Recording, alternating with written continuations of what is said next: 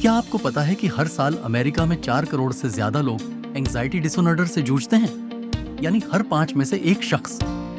ये बताता है कि ये परेशानी कितनी आम है। एंजाइटी और ओवरथिंकिंग बहुत भारी पड़ सकती है, इतनी कि रोज की जिंदगी पर असर डालती है। इस चक्र से बाहर निकलना बहुत जरूरी है। नए विचार, गहरी समझ और सफलता के रास्ते।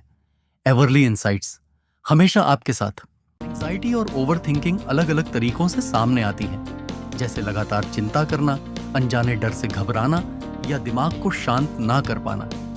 बहुत से लोगों को फिजिकल सिम्टम्स भी होते हैं, जैसे दिल की धड़कन तेज हो जाना, पसीना आना या कांपना।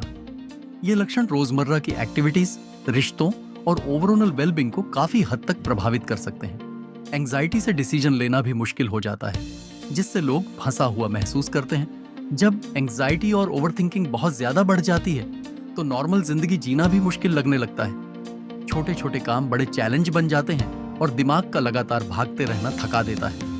ऐसा लगता है जैसे हर वक्त हम एक्सेल्स पर चल रहे हों। कभी भी एंजाइटी अटैक आ सकता है। लोग फिर उन सिचुएशंस से बचने लगते हैं जो ट्रिगर कर सकती हैं। ये रिश्तों को भी प्रभावित करता है। दूसरों से कनेक्ट करना मुश्किल हो जाता है। डर और चिंता से घिरे इंसान को अकेलापन महसूस होता है, चाहे वो अपने करीबियों के बीच ही क्यों ना हो। ये समझना जरूरी है कि एंजाइटी कमजोरी नहीं है, बल्कि ये एक सिग्नल है कि अब कुछ बदलना चाहिए। माइंडफुलनेस, ग्राउंडिंग एक्सरसाइज और कॉग्निटिव रिस्ट्रक्चरिंग जैसी प्रैक्टिकल स्ट्रैटेजीज एंजाइटी को मैनेज करने में मदद कर सकती हैं।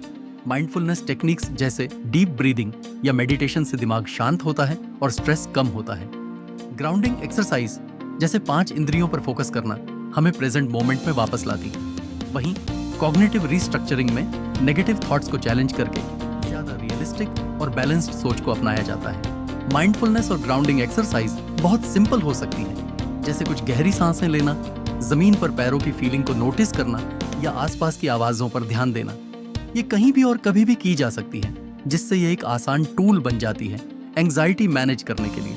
कॉग्निटिव रिस्ट्रक्चरिंग थोड़ा टाइम लेती है, लेकिन ये नेगेटिव सोच को बदलने का पावरफुल तरीका है। एक इंपॉर्टेंट बात यह है कि हर सोच सच नहीं होती।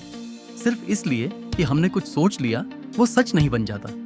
जब हम इस बात को समझ लेते हैं, तो हम थॉट्स को चैलेंज कर सकते हैं और ज्यादा बैलेंस्ड माइंडसेट डेवलप कर सकते हैं। ये समझना जिंदगी बदल सकता है कि हम अपने थॉट्स से अलग भी हो सकते हैं। नेगेटिव सोच के पैटर्न में फंसने के बजाय अगर हम अपने विचारों को जिज्ञासा और दया के साथ ऑब्जर्व करना सीख लें, तो हमें एक तरह की फ्रीडम महसूस होने लगती है। जब हम इस माइंडसेट को अपनाते हैं, तो हम अपनी जिंदगी को ज्यादा खुलकर जीने लगते हैं, बिना इस डर के कि एंजाइटी हमें रोक लेगी। एंजाइटी और ओवरथिंकिंग से बाहर निकलने की कुंजी है एक्शन लेना, नई स्ट्रैटेजीज अपनाना, पेशेंस रखना और खुद को सपोर्ट देना। धीरे धीरे छोटे कदमों से इस साइकिल को तोड़ा जा सकता है।